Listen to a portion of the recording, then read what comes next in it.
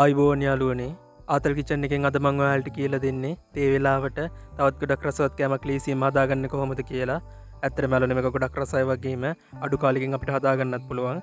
අපි එනම් බලමු කටට සැරට ගොඩක් රසට ඉක්මනින්ම මේක හදාගන්න කොහොමද කියලා. මුලින්ම මම මේ විදිහට පාන් පිටි ටිකක් ලෑස්ති කරගන්නවා.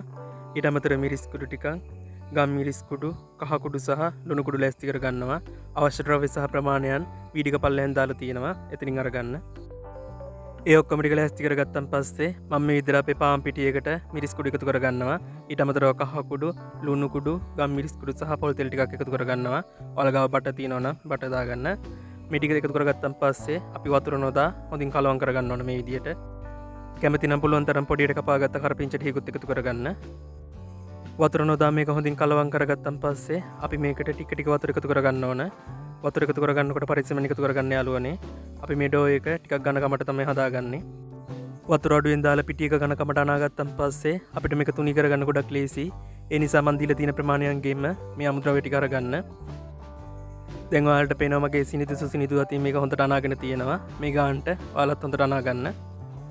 ඊට පස්සේ පිටි ගුලිය කෑලි දෙකකට කඩාගෙන මම මේ විදිහට එකක් අරගෙන හොඳින් තුනී කරගන්නවා. මේක තුනී කරගෙන ඉද්දි පාන් පිටි ටිකක් උඩින් ඉහ ගන්න යාළුවනේ. මේක තුනී කරගන්නකොට පුළුවන් තරම් ඝනකම අඩු වෙන්න තුනී කරගන්න යාළුවනේ.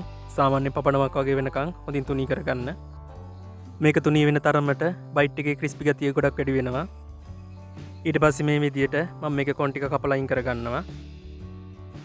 කොන් ටික ඉවත් කරගත්තන් පස්සේ මේ විදිහට සමාන කොටස් වලට අපි මේක කපා ගන්න ඕන. එක සමානට කපා ගත්තන් පස්සේ අපේ බයිට් ඔක්කොම එක සමානට ලස්සනට හදාගන්න පුළුවන් යාළුවනේ. ඔයාලා පිටිය කනා ගන්න වෙලාවට ගම් මිරිස් කුඩු සහ මිරිස් කුඩු ඔයාලගේ සරානුව වෙනස් කරගන්න. දැන් මම මේක මේ විදිහට හරස් අතර කපා ගන්නවා. ඔයාලට මේක කැමති හැඩයකට කැමති විදිහට කපා ගන්න පුළුවන් යාළුවනේ. ඒක ප්‍රශ්නයක් නෑ. මම ඊට කලින් මේ විදිහටම ගොඩක් ලේසියෙන් සීනි මුරුක්කු හදන හැටි කියලා දුන්නා. ඒ වීඩියෝ එක බැලුවේ නැත්නම් උඩ වැටෙන ලින්ක් එකේ ඔයාලට ඒක බලන්න පුළුවන්.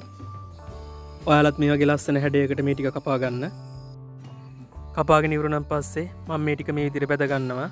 මේ වෙලාව දිලිපේ ගින්දර සාමාන්‍ය ප්‍රමාණය තියාගන්න යාළුවනේ. සාමාන්‍ය ගින්දරේ මේ ටික සම්පූර්ණයෙන් බෙදලා ඉවර වෙන්න විනාඩි 2-3ක් විතර යනවා.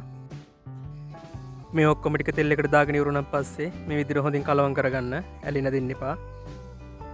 ඒ වගේම තමයි මේ ටික කපලා තියාගන්න වෙලාවට එක්කුඩු එක තියාගන්න එපා. එතකොටත් ඇලෙන්න බලනවා. ඉතින් යාළුවනේ ආතල් කිචන් channel එකේ මේ වගේ තවත් ගොඩක් රසවත් රෙසිපි තියෙනවා. ඒ හැම රෙසිපියක්ම ඔයාලට channel එක ඇතුළට ගිහිල්ලා බලන්න පුළුවන්. ඒ වගේම තමයි ගොඩක් වීඩියෝ වල link මම වීඩියෝ එක පල්ලෙහා description එකේ දාලා තියෙනවා. එතනොත් ඔයාලට මේ වීඩියෝ බලන්න පුළුවන්. ඒ වගේම තමයි මේ වීඩියෝ එක හොඳ නම් අනිවාර්යෙන් වීඩියෝ එකට like එකක් දාලා පල්ලෙන් comment එකක් දාන්න. ආතල් කිචන් channel එක හොඳ නම් අනිවාර්යෙන් පල්ලෙහා තියෙන රතු පාට subscribe button එක ඔබලා එහා පැත්තේ තියෙන bell එකට තැනගෙනම යන්න. මේ ටික බෙදගෙන ඉවරනම් පස්සේ ලිපේ ගින්දර හොඳට මඩු කරලා ඔයාලා ගාව තියෙනවා නම් කරපිංච ටිකකුත් බෙදගෙන මේකට එකතු කරගන්න. අපේ කරපිංච ගහට එන ගහලාද මන් දන්නේ එක කොලයක්වත් හොයාගන්න නැතුණා. ඒ වගේම තමයි මේ ටික හොඳින් බෙදලා තෙල් ටික බේරගත්තන් පස්සේ මේකට උඩින් ලුණු කුඩු ඒ වගේම මිරිස් කුඩු වලට ඉහ ගන්න පුළුවන්. එතකොට තවත් රසයි. දැන් මම මේ ටික මේ විදිහට තෙල් එකෙන් අයින් කරගන්නවා. ඉතින් යාළුවනේ මේ තියෙන්නේ අපි ගොඩක් රසට ලේසියෙන් හදාගත්ත අපේ බයිට් එක. ඔයාලත් අදලා බලන්න. ඇත්තටම යාළුවනේ ගොඩක් අඩු කාලෙකින් ගොඩක් අඩු අමුද්‍රව්‍ය ප්‍රමාණයකින් අපිට මේක හදාගන්න පුළුවන් වුණා. එහෙනම් යාළුවනේ ගොඩක් ස්තුතියි මගේ වීඩියෝ එක බැලුවට. තවත් ගොඩක් රසවත් වීඩියෝ එකක් අරගෙන ඉක්මනට මෙන්න හැමෝටම බුදු සරණයි දෙපීටයි මං ගියා.